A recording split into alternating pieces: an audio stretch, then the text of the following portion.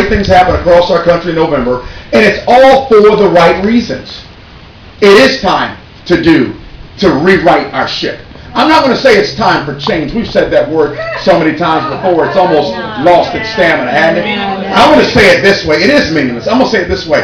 It's time for us to be reconnected with our American values. Yeah.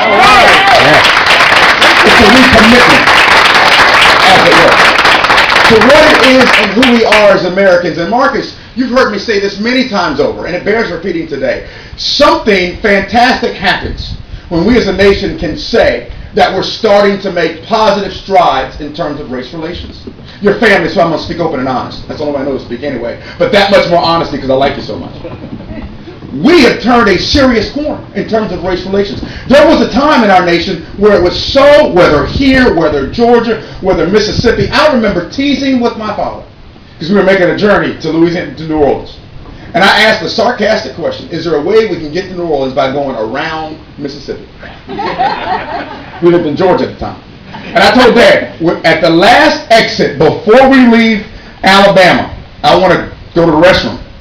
So we have no reason to stop going through Mississippi. It was 15 years ago. I kid you not, I can't make this stuff up. Because we've gone through so many challenges as a nation when it comes to something as simple and as petty, in my mind's eye, as melanin skin. To turn that corner for us now is a good thing, Trevor. It really is. But now it's time for us to get back to constitutional basics. Now it's time for us to put those excuses aside, drop the emotional veil, understand where we live, and somebody needs to start reading the United States Constitution. We're going to have to. Now, for those, I know it's no one here, but we're recording this, so somebody will see this on YouTube. And for those on YouTube that are watching this, I'm going to say this very vocally. I know you might be getting nervous about reading the whole Constitution. But let me say this for those of you healthcare fans. That document, that bill was over 2,000 pages. The Constitution is only 11. One a day, you'll be done in 2 weeks. A week and 4 days. And at least you'll know we're finished. We just continue, it seems like, to allow and open our television sets, or maybe they're just taking the liberty to do so, to people who refuse to read. They refuse to read. They stand up and say things like, yes, I'm completely against that bill in Arizona. Yeah. Well, did you read the bill? No. It's like we're creating this mentality that it's okay to cast judgment on something you have not read. But historically, we've done it so many times before.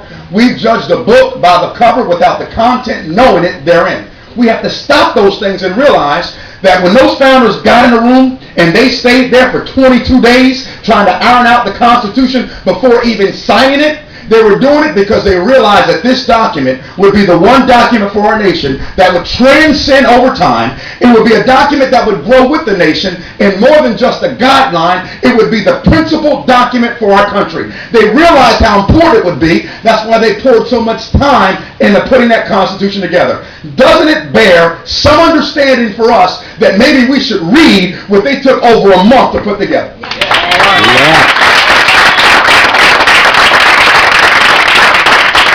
And if we don't read it, here's my fear. If we don't understand what it says, John, if we do not open that thing and realize what each amendment says, we will continue to do, as one congressman said, make the rules up as we go along. And that is not acceptable for the greatest nation on God's green earth that we call the United States of America. It is not acceptable for us. And we're just not going to stand for it. See, I like good folks like my friend Charlie Brown, who walked up to me. I shared this with two of my brothers that came in. I talked to a little bit earlier. He walked up to me and grabbed my hand and shook it. Great big smile on his face. He said, Charles, I'm Charlie Brown. I said, nice to meet you. He said, nice to meet you too. He said, I'll tell you what, 20 years ago, I worked hard. And I worked hard with my back, with my arms, and with my checkbook. And we got Steny Hoyer elected. And now, I'm going to work hard with my back, with my hands, and with my checkbook to help you beat Steny Hoyer.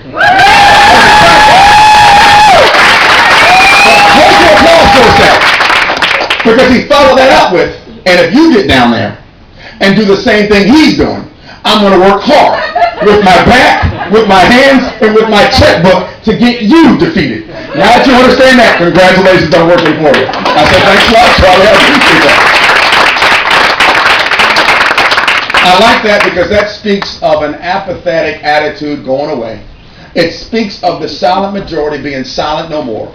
It speaks of hard-working, everyday Americans that are willing to stand up for their nation and understand that in terms of citizenship, we have a role and a responsibility. And it's more than just going to work and spending money, getting pedicures, manicures, or whatever else you get, and sleeping and getting up and starting all over again. We have a responsibility to play a part in this nation we call America, which means as citizens, we have to know what we're voting for, who we're voting for, and hold them to a higher level of accountability and standard. And the day we do that, the day we will get our country back. See, I like this because we're on our way to get our country back. On paper, if you were just to consider the outside cover of this book, we wouldn't be here.